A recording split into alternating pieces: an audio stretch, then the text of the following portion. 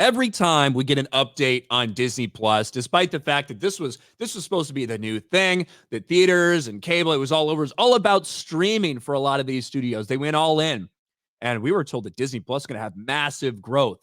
But in 2023, 3 out of 4 quarters in 2023, we found out that they actually lost subscribers on Disney Plus. It's a shrinking streaming service, and I guess they're starting off 2024 the exact same way because Disney has lost 1.3 million subscribers in Q1 of 2024 after increasing prices. Now, to be clear, we're talking about fiscal year 2024, which is the first quarter's October to December, just to be clear to everyone. But again, another time having to come to shareholders and say we lost subscribers. And of course, they're blaming the price hikes or whatever. But Netflix, hiked their prices and they saw an increase of about 10 million subscribers for the same given time period. Yeah. What do you think about this? They have been messing with their numbers from day one, and we will never get a proper read as to how many people actually have this service because they offer it free. Like you can literally go to a grocery store and like, hey, if you buy a bunch of bananas, we'll give you Disney Plus for free for 3 months. They offered it for $1.99 for a little bit. If you had Verizon, they gave it to you away for free. I think T-Mobile now has a deal. I'm not even sure. I can't even keep up with it.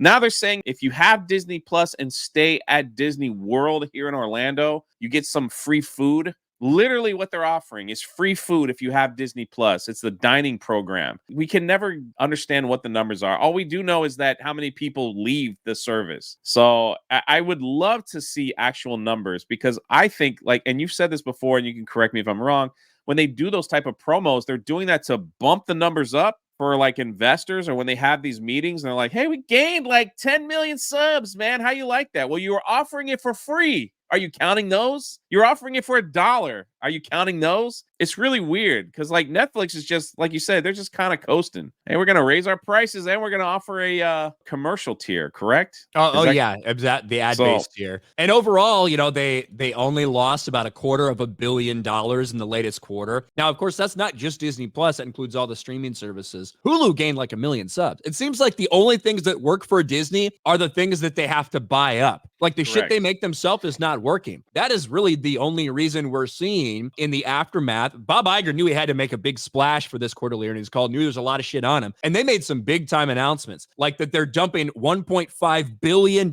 into Epic to create a persistent universe tied to Fortnite. That obviously had people excited. Once again, something that they're not involved with, that they're trying to get into. They're trying to buy a stake of. Taylor Swift, right? One of the most successful concert series we've ever seen, regardless of whether you like Taylor Swift or not. They probably had to pay a fuck ton of money to get exclusive streaming rights to Disney Plus. It's only the things that they don't actually make that they can actually get any excitement over, because those are the only things that end up having some success. And then past successes, right? Moana 2 was a big announcement for them, and that's pretty much it. Yeah, Moana 2, Zootopia 2.